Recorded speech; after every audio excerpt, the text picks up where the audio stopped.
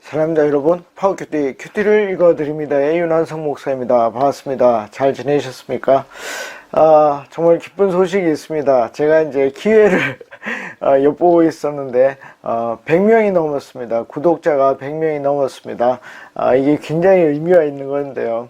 이 100명에 왔다 갔다 할 때는 제가 빠질까봐 걱정이 돼서 말씀을 안 드렸는데, 이제 오늘 확인한 오늘 시점에서 112명이 됐습니다. 그래서 이제는 말씀을 드릴 수 있을 것 같은데, 제가 이제 유튜브를 시작하고 1년 됐을 때 60명이었습니다. 그래서 또 1년 뒤에는 120명이 되었으면 좋겠다. 2배로 늘었으면 좋겠다. 그리고 그 다음에는 240명이 됐으면 좋겠다. 이렇게 생각을 했었는데, 올해 이제 2년 차거든요. 2년 차에 한 120명 되는 게 목표였는데, 하나님께서 그걸 이루어 주실 것 같습니다. 그래서 너무 기쁘고, 또 여러분들에게 정말 감사를 드립니다. 더 바라기는 여러분들이 좀 꾸준히 하나님의 음성을 듣는 연습을 저의 유튜브를 통해서 계속 해나갈 수 있고, 매일매일 여러분들이 그 연습을 할 수 있으면 좋겠습니다. 그래서 다시 한번 감사드립니다. 너무 고맙습니다. 오늘 여러분들이랑 하고자 하는 것은 질문하라입니다. 이 질문하라는 제가 여기에다가 하나를 올려두겠습니다. 이게 중급반의 마지막 6번째 단계입니다. 그래서 우리가 본문을 통해서 왜 그랬을까? 왜를 갖고 그 답을 찾아보는 것입니다. 그 연습을 오늘 하도록 하겠습니다. 자, 그 연습을 할 본문은 이제 여호수아가 마지막 장입니다. 24장, 여호수아는 24장까지 있습니다.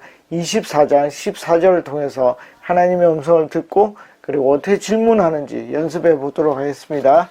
제가 읽습니다.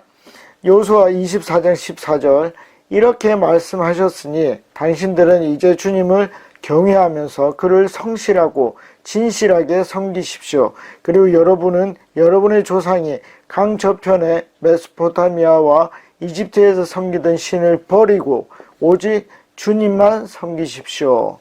아멘. 자, 오늘 핵심이 뭡니까?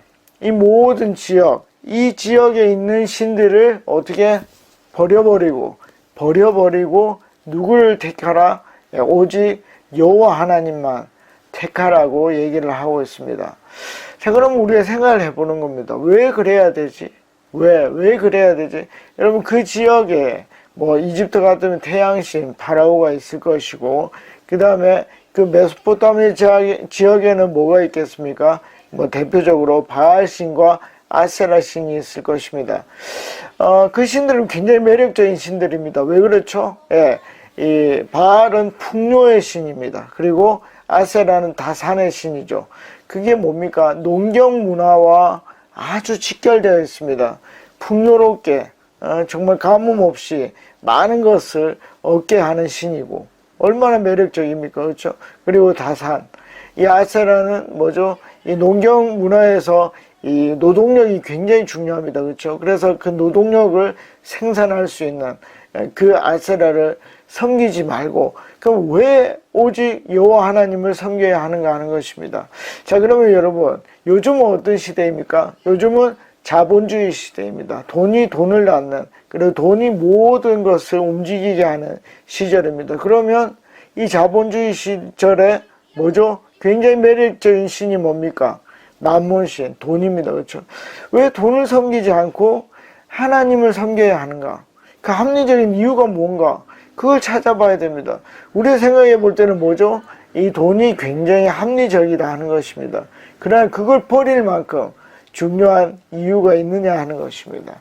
자, 그래서 이 여호수아는 마지막에 자기가 죽기 전에 이스라엘 백성들에게 하나님을 선택하라고 하면서 이유를 5가지를 제시하고 있습니다. 그게 뭔지 차근차근히 살펴보도록 하겠습니다. 자, 먼저 24장 3절과 4절로 가면 누가 나옵니까? 아브라함과 이삭과 야곱, 그리고 특별히 에서까지 나오고 있습니다.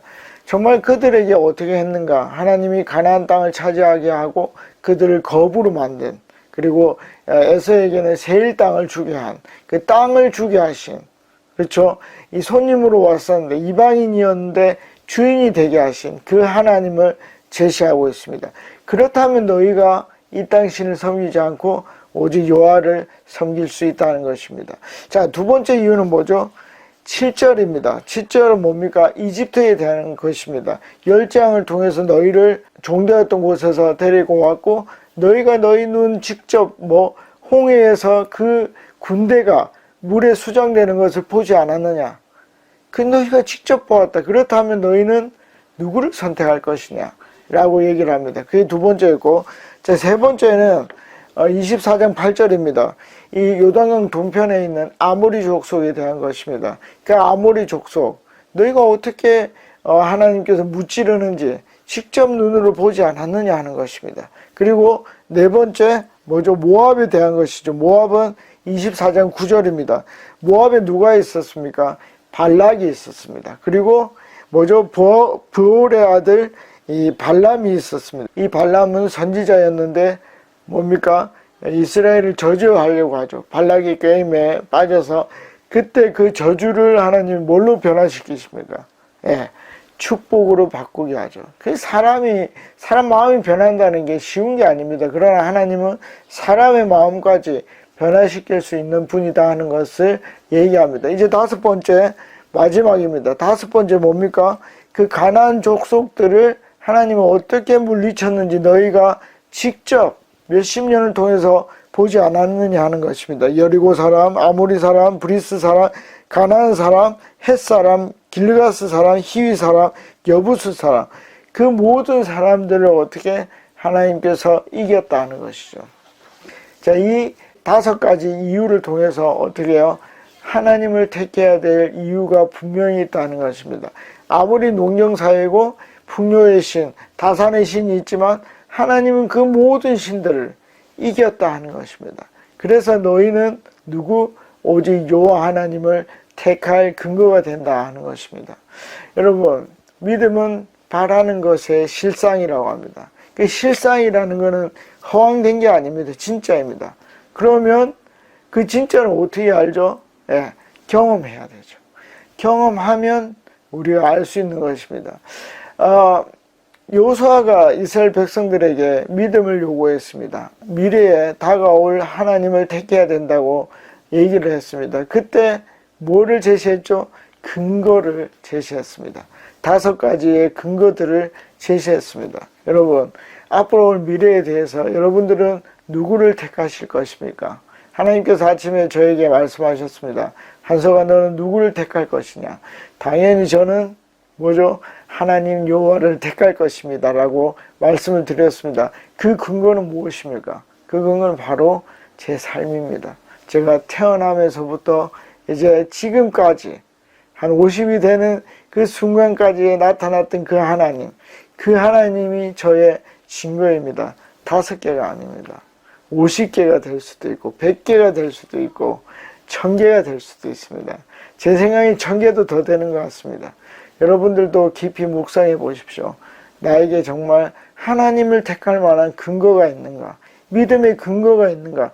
내가 보이지 않는 미래에 대해서 그것을 실상으로 받아들일 수 있는 근거가 있는지 이 말씀을 묵상하면서 오늘 하루 하나님의 음성을 들어보시면 좋겠습니다. 자, 다음에 뵙겠습니다. 안녕히 계십시오. 파워.